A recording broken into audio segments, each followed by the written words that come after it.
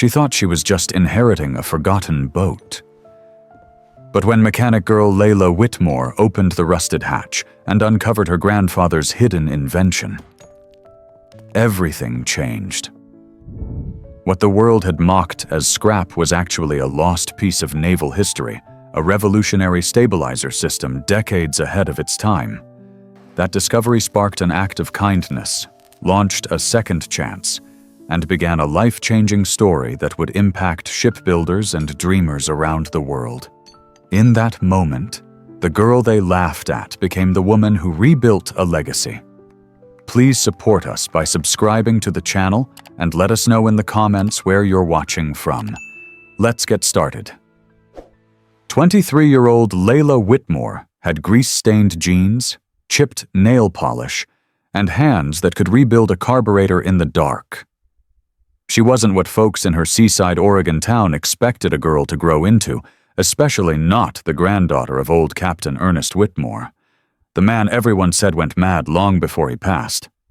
When the will was read, and she was handed the keys to his rotting fishing boat, the Marion Rose the town didn't hide their amusement. They laughed at the girl in boots and oil-smudged cheeks, said things like, "What's she gonna do with a pile of driftwood and rust?" Even her own mother rolled her eyes. "It's junk. Layla, sell it for scrap and move on." But Layla couldn't. That boat, it was the only place she remembered ever feeling safe as a child. Her granddad would let her steer while the salt air tangled her hair and stories danced on his lips. She remembered the way he'd whisper, "This boat's got secrets, darlin'. She's more than she seems." Now, 2 years after his death, she stood at the docks with the keys in hand. The hull was cracked, the paint faded, but something told her he was right. She had to know. The dock groaned beneath Layla's boots as she stepped onto the old gangplank of the Marion Rose. The boat had been tied up in the same slip since before she was born, but now it looked more like a ghost ship than a fishing vessel. Her granddad hadn't taken it out in nearly 10 years before he passed. Locals said it hadn't run since the accident. They never spoke of what accident. The town only whispered, that boat should have been sunk long ago. But Layla didn't listen to whispers. She ducked beneath the sagging frame of the wheelhouse, brushing away cobwebs and memories. Everything inside smelled of mildew and rust-old nets, rotten wood, salt-drenched dreams. She walked slowly, her fingers trailing over the dash, over the same wooden wheel her grandfather had gripped with sunburnt hands and sailor's knuckles. She found the key exactly where he used to hide it in the little tin box under the throttle, and somehow, her hands remembered what to do. She turned the key, not expecting anything, and was stunned when the engine coughed just once, then fell silent. Still alive, she thought. Just barely. But it wasn't the engine that changed everything. It was what she found beneath the floorboards. The access panel near the stern had always stuck. As a child, she'd tried to lift it, and her granddad would chuckle and say, "Not yet. Skipper." That part of the boat's for captains only. Now she was the only captain left. She pried it open with a rusty crowbar. The hinges screamed. And there, beneath the warped wood and a tangle of forgotten ropes, she found a compartment sealed shut with a brass lock. It was small, just big enough to fit a trunk. Her heart quickened. What the hell was this? She ran back to the dock, fished through her grandfather's old gearbox in the back of her truck, and pulled out a set of bolt cutters. The lock snapped after a few hard tries. Inside the hidden compartment was a wooden chest. Not a toolbox, not a fisherman's crate. A hand-carved chest, its edges inlaid with what looked like old naval markings, and she blinked coordinates her grandfather had carved a map into the wood. She opened it slowly, The inside was dry. Her granddad must have sealed it airtight and layered with old cloths, yellowed and fraying at the edges. She peeled them back one at a time, expecting maybe letters, a journal, or coins. What she found instead was a stack of drawings. Detailed, masterful sketches. Boats, lighthouses, harbors, ship designs. But these weren't old. They were visionary. Like plans for vessels that didn't exist yet. Some were labeled Hydro Displacement Lift System, Prototype Pending, Low Resistance Hull Tech, Military Review Pending. Military. Tucked between the drawings was a leather-bound book. Layla opened it. The first page read, "Property of Ernest Whitmore.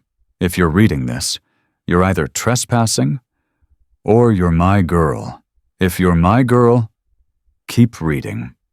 She sat down on the deck, heart thudding, as she flipped through pages of her grandfather's meticulous handwriting. He hadn't just been a fisherman. He had been an inventor. A naval engineer. One with blueprints for ship technology that didn't exist on the market. Some of it was way ahead of its time solar-guided navigation systems, magnetic resonance sonar, even propulsion sketches using hydrodynamic principles she barely understood. And the journal told a story no one in the town ever knew. 25 years ago. Ernest Whitmore had been approached by a private naval contractor. They'd seen promise in one of his designs, a self-stabilizing hull that could cut fuel consumption in half and resist capsizing in heavy weather. He'd built the prototype into the Marion Rose itself. But after testing it on a trip up the Pacific, something went wrong. The boat returned damaged, his research stolen, his funding pulled. The contractor vanished. The accident was no accident. Someone had sabotaged him. Her grandfather had been silenced. Mocked? Written off as the old sea dog who cracked under pressure. So he went quiet. He sealed everything in that boat and lived out the rest of his life as if none of it had ever happened. Only Layla ever saw him smile again, only when they were on the water, and only when he told her, "You'll know when the time's right. Boats speak to people. Layla, just gotta know how to listen." And now she heard it. The groaning wood, the whimper of the engine, the tug in her chest like a compass finally pointing north. She wasn't going to scrap this boat. She was going to rebuild it. Not to fish, not to sell, but to prove he was telling the truth. 2 weeks later, the town buzzed. Layla's working on that wreck again. She's wasting her time, rotten just like her grandpa's head. But she kept going. She tore out the ruined panels, reinforced the hull, rewired the old engine herself. She converted the navigation controls using some of the systems sketched in the journal. And through it all, through every bruised knuckle, every cracked nail, every soaked afternoon under the rain, she kept one sentence taped above the dash. Boats speak to people, just gotta know how to listen. It took her 4 months. But the day she launched the Marion Rose again, something felt different. The boat sat perfectly level in the water, even with heavy winds. The bow cut through the current like it was riding glass. And most strange of all, the fuel gauge hadn't budged after hours of sailing. The stabilizing system. Still intact? Still working? Her grandfather hadn't just built a boat. He'd built a revolution in naval technology. And no one believed him. But she would make sure they listened this time. Word got out. Layla hadn't meant for it to happen. She wasn't looking for attention. But in a small town like Windermere Bay, word spreads faster than high tide. First it was the harbor master who noticed her modified stabilizer in action. Then came the whispers among the dock workers. Then a retired Navy officer, Captain Roy Branson, showed up unannounced, leaning on his cane and squinting at the Marion Rose from the pier. He watched in silence for nearly an hour as Layla steered the boat through harsh swells without tilting more than a few degrees. Finally, he approached her. "You designed this." Layla wiped her hands on a rag. No, sir. My grandfather did. I just brought it back to life. He stepped closer, ran his fingers along the newly reinforced hull. What's under this boat shouldn't be possible, not without external counterweights or dynamic ballasts. What did he put in here? Layla hesitated. Something he called a self-correcting hydrodynamic stabilizer. It's all in his journal. Roy blinked. Then, almost under his breath, Ernest Whitmore. He knew the name. 3 days later, Layla received an email from a naval technology firm in Seattle. Subject urgent. Inquiry regarding vessel modifications. They wanted to meet in person. She almost deleted it, thinking it was spam. But the sender wasn't just anyone. It was Dr. Chelsea Rourke, head of research and development for Nortec Marine Innovations, a company working on future of defense propulsion systems for both military and civilian ships. Layla reread the email 4 times. They'd somehow gotten wind of her modifications. When she arrived at the company's Seattle headquarters dressed in her usual worn jeans and a windbreaker that smelled faintly of engine grease, Layla felt wildly out of place. The lobby was polished chrome and glass. Receptionists spoke in headsets. Everyone had suits or lab coats. Except her. But when Dr. Rourke walked in, the first thing she said was, "You look exactly like your grandfather." Layla stared. "You knew him." "We studied his work. Or rather, what little we could find of it before it all vanished. His name's a bit of a legend in certain corners of naval R&D. He was ahead of his time." "He was dismissed," Layla replied quietly. "They called him a crackpot." Rourke sighed. "That's how it usually goes. Brilliant minds get labeled crazy when they work outside the system. What happened to him was political, not scientific." They took Layla into a private testing bay, where Nortec had a prototype of a vessel with similar tech, but it wobbled in simulations, inefficient and incomplete. "Show us yours, Dr. Rourke said. Layla didn't hesitate. A week later, she brought the Marion Rose to Seattle's coast and gave them a demonstration. Calm waters, then harsh wake simulation, speed trials, stabilization analysis. She even explained the internal mechanics using her grandfather's notes and her own modifications. When it was over, the Nortec team was speechless. "You don't understand," one engineer whispered. "This kind of fluid dynamic resistance isn't just efficient, it's impossible. No external systems, no AI balance, no gyroscopic override. And yet this boat sails like it's on rails." "It's not impossible," Layla said. "It's Whitmore." What happened next was a storm of attention Layla never saw coming. Within days, the story broke online. Woman inherits rotting boat, revives lost naval tech that could change marine engineering forever. News crews came from Portland. A video of the Marion Rose going full throttle without tilt hit 4 million views in a week. Reddit called it the ghost ship that outsmarted the Navy. TikTok dubbed Layla the boat whisperer.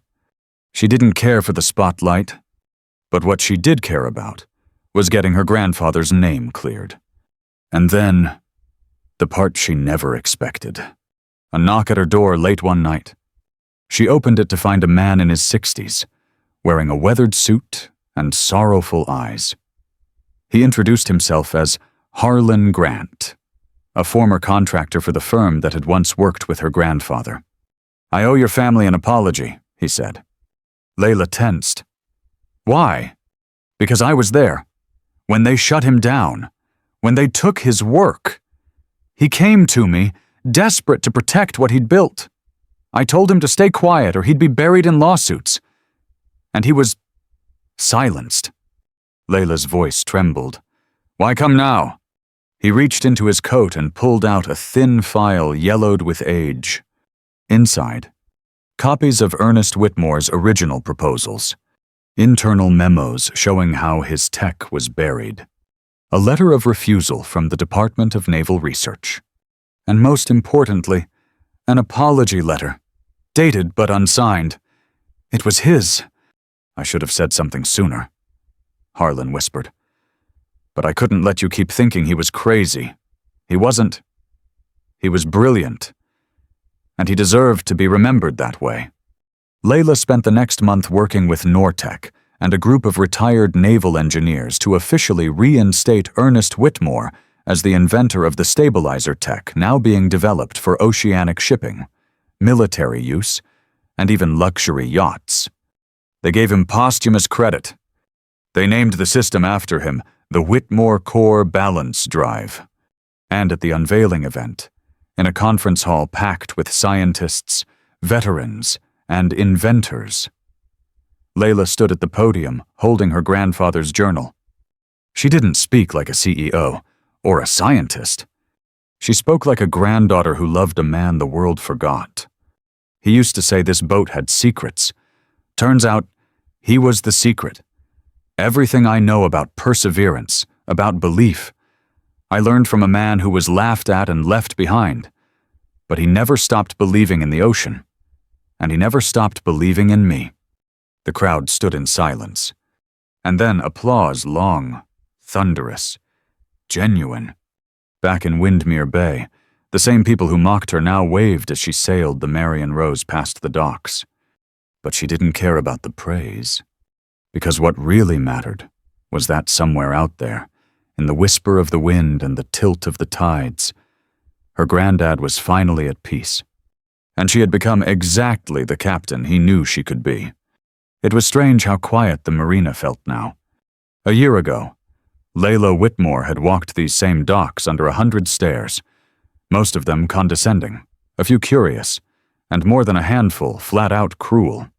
Now, those same people called her Captain Whitmore, like it was a badge she'd inherited instead of something she had bled and bruised for.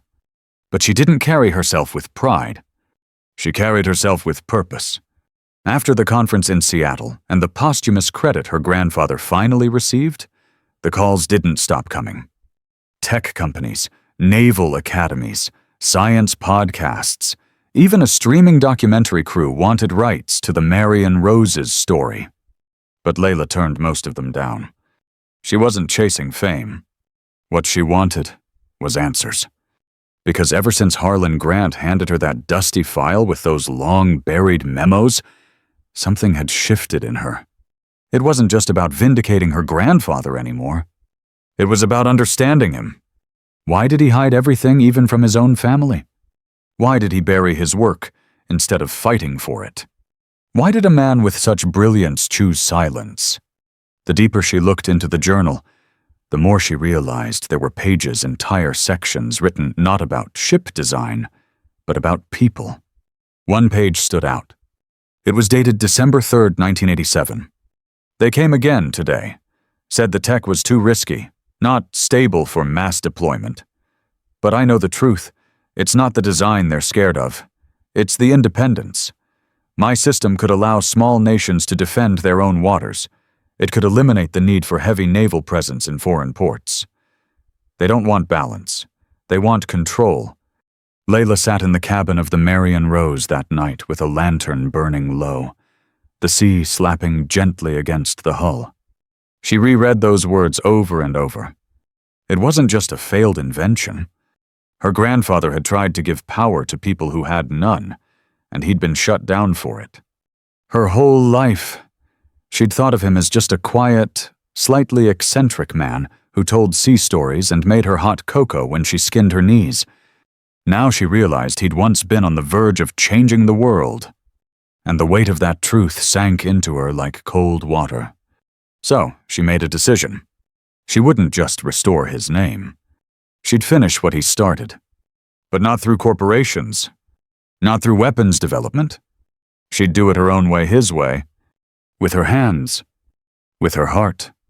She partnered with a small, non-profit marine tech incubator in Vancouver, folks who specialized in sustainable sea travel for developing coastal communities. They weren't flashy. They didn't have big contracts. But they had integrity. Layla offered them the schematics free of charge with one condition. You can use anything my grandfather designed, improve it, build on it, but the tech stays open source, No patents, no gatekeeping. Anyone with the tools and knowledge should be able to replicate it. The director looked at her for a long moment before replying, "You sound just like him."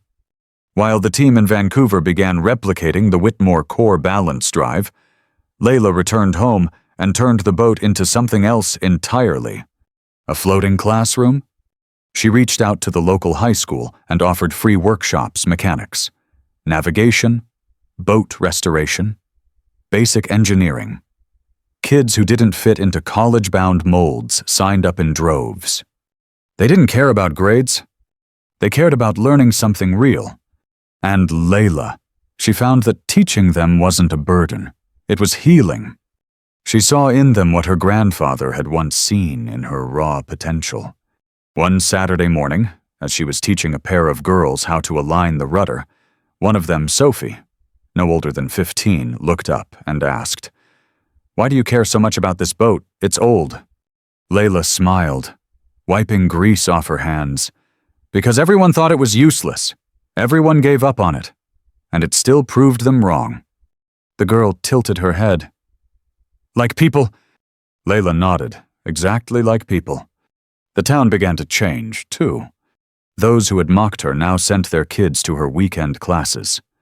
The old fisherman who once grumbled about her wasting time on a rotted hull started bringing spare parts and advice. One even gifted her a restored sextant. They didn't say sorry outright, but she saw it in the way they showed up. Sometimes redemption doesn't come in words. It comes in actions repeated over time. Then, on the 1-year anniversary of her grandfather's death, Layla received a package in the mail. There was no return address. Inside a small, hand-carved box. And a note that read, "He never stopped believing in you. He just didn't know how to say it. Thank you for finishing what he started." Inside the box was an old compass, engraved on the back to my girl, "Let the ocean guide you home." She pressed it to her chest and wept quietly in the corner of the workshop. From that day forward, the Marion Rose was more than a legend. It was a movement. Other young mechanics and engineers from across the coast came to see her. Some brought their own boats, some brought only ideas. But they came with the same fire in their bellies to build something real. Something that didn't need corporate validation. Something that could live on, long after they were gone. Just like Ernest Whitmore. And Layla, she no longer needed to prove anything. Not to the town. Not to the world. Not even to herself. Because she'd seen what happens when one person refuses to give up on an old boat, on a forgotten invention, on a name tarnished by silence. What she found inside that rotting hull wasn't treasure. It wasn't gold. It was legacy. And she had become its keeper. 3 weeks after the visit, Evelyn Carter stood at the edge of her old life. The walls of her apartment, once lined with grease-stained calendars and unpaid bills, were now bare. The shoebox that had once protected the Red Pines demo cassette like a sacred artifact now sat in the passenger seat of her truck, beside a carefully packed suitcase and a flannel-wrapped guitar case. Her fingers trembled slightly as she locked the front door for the last time. She didn't cry. She thought she might. But instead, her heart was light, strangely calm, like she was finally walking in the direction life had always meant for her. She was moving to Nashville, to teach music.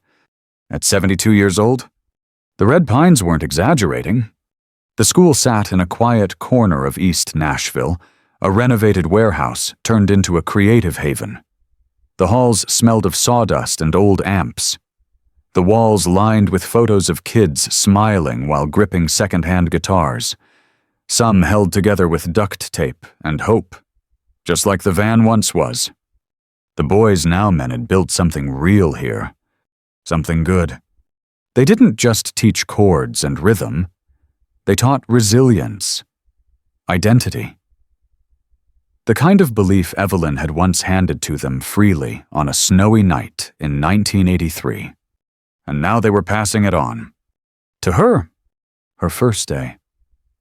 She was terrified. Not of the kids, they were bright-eyed and fearless, but of her own rustiness.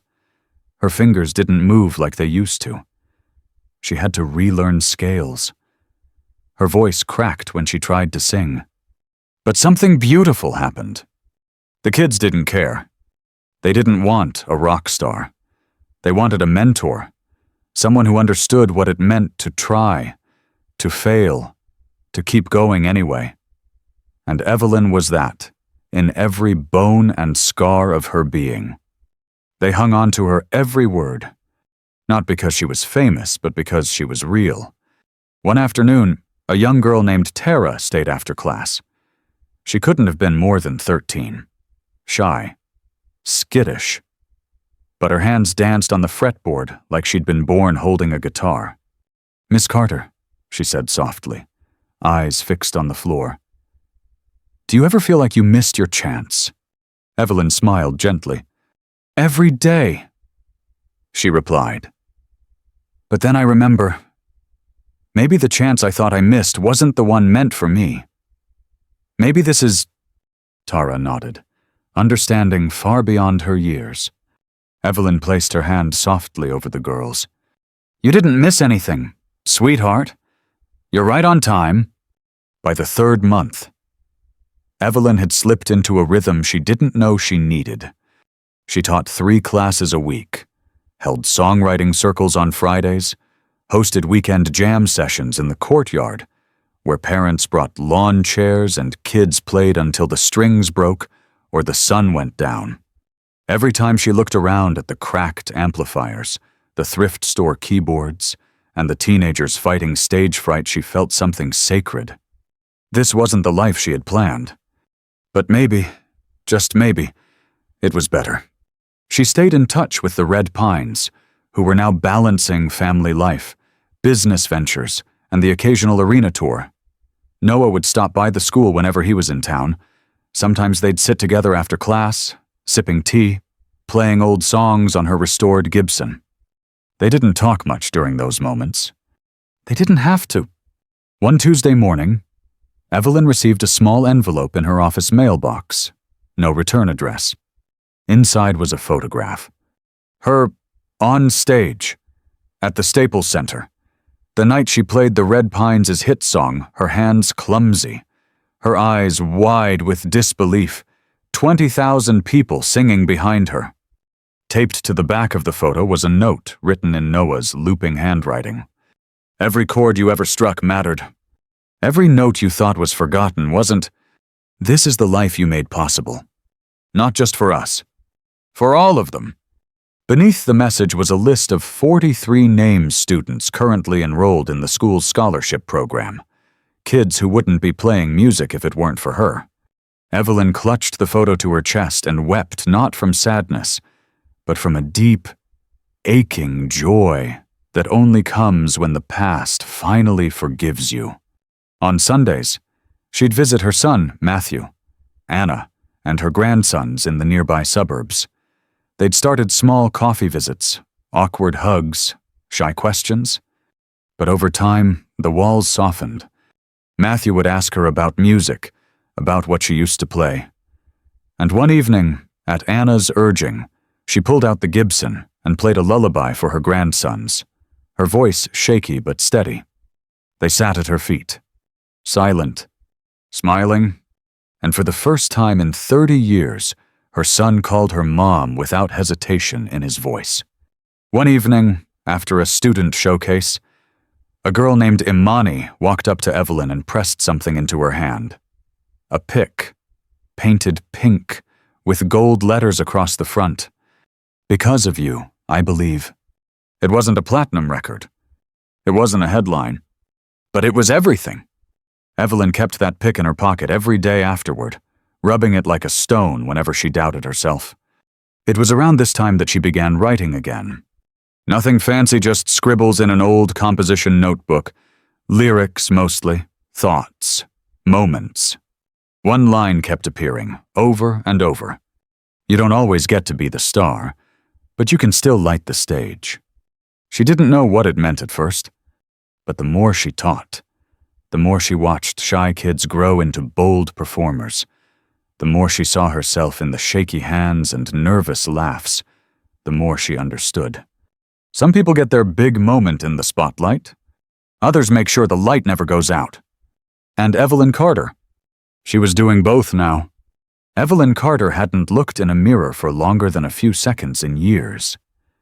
There was something about facing her own reflection that always felt uncomfortable, like she was staring into the eyes of someone who never got where she meant to go.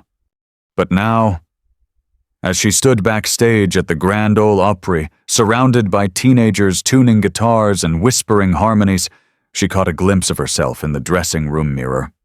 And for the first time in decades, she didn't look away. She didn't see a woman who missed her chance. She saw someone who had become the chance for others. 6 months into her new life, Evelyn had transformed from Miss Carter the teacher into Evie the soul of the school. Students loved her, parents trusted her, and the Red Pines. They had made her a permanent fixture of their story on stage, in interviews, and in the liner notes of their newest album. In fact, the song Sunday Strings, a soft, acoustic ballad about second chances, was quietly dedicated to her. She didn't ask for it. She cried when she heard it, but not the kind of tears she was used to, the lonely kind. This time, they were full of gratitude. Every morning, she walked through the school's front doors as if entering a chapel. The halls buzzed with purpose. Kids sang, argued over chord changes, and flubbed their lines with laughter. They were alive, and in helping them find their voices, Evelyn had found hers again. She even started playing her Gibson regularly, though her fingers sometimes ached after too long. Noah had brought her a special capo and a set of light tension strings made just for aging hands. It wasn't perfect, but it was hers, and it was enough. There was one student in particular, Devon, who reminded her of Noah at that age. 14. Quiet. Bright eyes full of thoughts he couldn't quite say out loud, raised by a single mother who worked 2 jobs. He barely spoke, barely lifted his head. But the first time he touched a guitar, the room stopped. It was raw, untamed, but real, just like she'd once been. She took him under her wing, not out of pity, but out of recognition. She knew what it meant to be overlooked, to have a voice too soft for the world's noise. With Evelyn, he flourished. He wrote his first song in 2 months, performed it at the next showcase with trembling hands and tearful eyes. Afterward, he hugged her and whispered, "You gave me this." But Evelyn shook her head. "You had it. I just helped you believe it was worth sharing." The school itself was growing, too. The Red Pines had invested in a new wing, a songwriting studio, a tiny stage, and a room dedicated to the people who'd made the school possible. They surprised Evelyn one Saturday afternoon by unveiling a small plaque in the hallway. The Evelyn Carter Center for Musical Hope. She covered her mouth with her hand, completely stunned. "It's not just for the kids," Noah told her, smiling. "It's for you, because this place wouldn't exist without you." The students applauded. Some cried, some shouted, "We love you, Miss Evie." And Evelyn. She stood there in the center of it all, humbled beyond words, knowing that for the first time in her life, she wasn't in someone else's shadow. She was the light. She started journaling again, something she hadn't done since the late 70s. Mostly short entries, reflections, snippets of lyrics, things like, "I thought my story ended in a broken garage. Turns out that was just intermission. Music doesn't expire, neither do second chances. You don't need applause to know you've changed a life." She began to read them aloud during songwriting class. The kids soaked up every word. One day, a student asked, "Why didn't you chase music back then, Miss Evie?" She thought about it for a long moment, then answered with honesty, Because I thought I had to choose between being responsible and being alive, I didn't realize I could be both. Not everything was perfect. Her arthritis still acted up. She still had nights when she woke up from dreams of the past, her ex-husband's voice, the silent drive to Oregon, the echo of that freezing night in '83. But the difference now, she had people, place, purpose. She'd sit on her back porch after long days, guitar resting beside her, and she'd smile up at the stars, not with longing, but with peace. She didn't wonder what could have been anymore, because she was living what was. One evening, during a faculty meeting, Noah made a quiet announcement. The band had nominated Evelyn to receive the Music Educator Impact Award from the Americana Music Association. She was floored. "I don't deserve that," she said, laughing nervously. But Marcus shook his head. "Evie, there are artists with Grammys who haven't done for music what you've done." And it wasn't hyperbole. Because through Evelyn, dozens of kids had found their voices. And through those kids, dozens more would. The night of the award ceremony.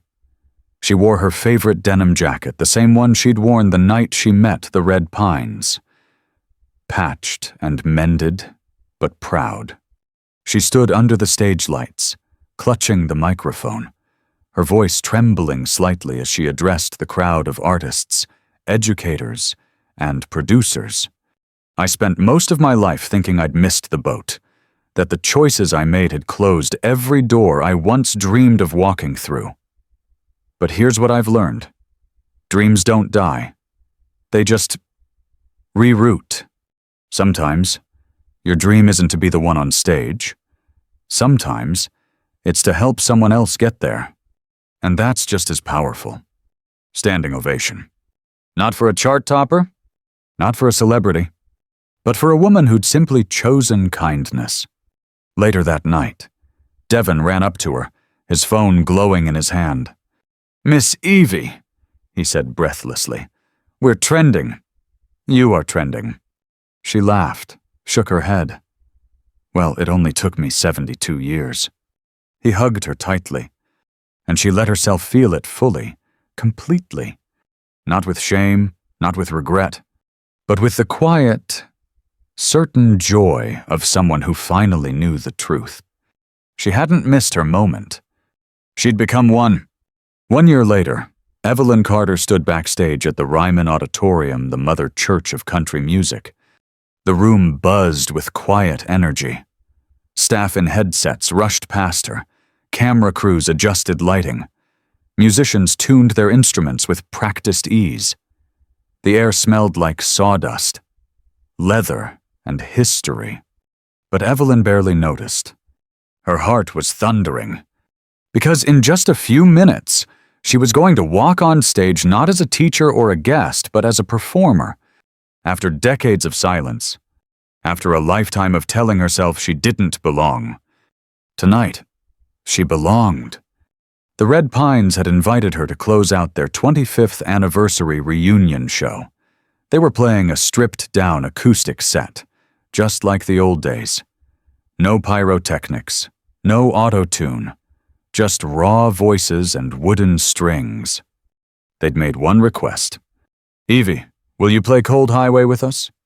The very song they wrote about her. The song that hit #1. The song that had followed her for 25 years, and yet, in many ways, started with her. As she waited to be called out, she ran her fingers along the polished wood of her old Gibson guitar, fully restored now. Every dent still visible, but with a smoothness only love and time could create. The stage manager gave her the signal. She took a breath and walked into the light. The crowd erupted when they saw her, some standing immediately, clapping, shouting, "Evie Miss Carter." She blinked in disbelief. Her feet almost forgot to move. Noah stepped forward, mic in hand, smiling so wide it seemed to hurt. "There she is," he said into the mic. "The woman who stopped on a cold Tennessee highway in 1983 and changed everything." Applause. "We wrote a song about that night." he continued. About the way kindness finds us when we least expect it, and we've sung it at every concert since. But tonight, she's going to sing it with us. Noah turned to Evelyn. You ready? Her voice caught, as I'll ever be. The spotlight softened. The band began to play. A simple, slow, acoustic riff, aching and hopeful all at once. Evelyn took her cue. She stepped up to the mic, closed her eyes, and began to sing. Her voice wasn't perfect. It wavered. It trembled. But it was honest, the voice of a woman who had lived, lost, and found herself again. The audience was silent. Then they began to sing with her. Thousands of voices, singing her story back to her. And Evelyn, she didn't cry. She smiled wide and full as the chords wrapped around her like an old friend. After the final note faded, the standing ovation lasted a full minute, the kind of applause that shakes your ribs and fills your lungs. Noah wrapped his arm around her. You were amazing, he whispered. She shook her head. No, I was alive. Backstage, she was met with more hugs, more flowers, more warmth than she ever believed she deserved. Kids from the music school had come, wearing t-shirts that read, I believe because Miss Evie did. One of her students, Tara, handed her a card with shaky handwriting. You made me brave. Later that night, the band surprised her once more. A framed platinum record. But not their record. Hers. It read, Evelyn Carter, Cold Highway, Lifetime Legacy Edition. For the woman who proved music doesn't stop when you walk away. It waits. She traced the engraving with her fingertip, then looked up at the four men who had once been scared kids in a broken-down van. You boys really didn't forget me, she whispered. Noah grinned. We couldn't if we tried. You're the chorus in every song we've written since. Months later, Evelyn moved into a small home in East Nashville, just 10 minutes from the school. On the porch sat a wooden rocker and a weathered stool she used as a side table, perfect for coffee. Or for when one of her grandsons came over with a ukulele in hand, asking, Grandma, will you play with me? She always said yes, even if her fingers ached, even if her voice cracked. Because now every note was a gift. She spoke at the school's graduation that year. A room full of young dreamers, holding borrowed instruments and big futures. She looked at them, eyes warm. You're going to hear people tell you it's too late, or that you're not good enough, or that dreams don't pay the bills. Let them talk, because you get to decide what music means to you. And even if the world doesn't applaud play anyway, someone's always listening. And then, one quiet evening, as the sun dipped behind the Nashville skyline, Evelyn sat on her porch with her guitar and began to hum a melody she didn't recognize. Something new, something hers, a song still unwritten. And she smiled, because now she knew the best songs come when you finally stop chasing the past and start living the rest. Layla Whitmore's story reminds us that sometimes the most powerful legacies are buried in the things others call worthless. She didn't inherit money, status, or a clear path. She inherited a rotting boat, mocked, dismissed, and written off. But instead of walking away, she listened. And in that listening, she found something far greater than rusted metal or old journals. She found purpose. What people see as broken may still hold value. What's forgotten may still hold brilliance. And what seems too late may still be right on time. Never underestimate the quiet ones. Never doubt the potential of the overlooked. Because sometimes, the most world-changing things begin with something falling apart, and someone brave enough to pick up the pieces. The end, up next, 2 more powerful stories waiting for you. Click to keep sailing with us, and don't forget to hit subscribe if you believe second chances are worth building for.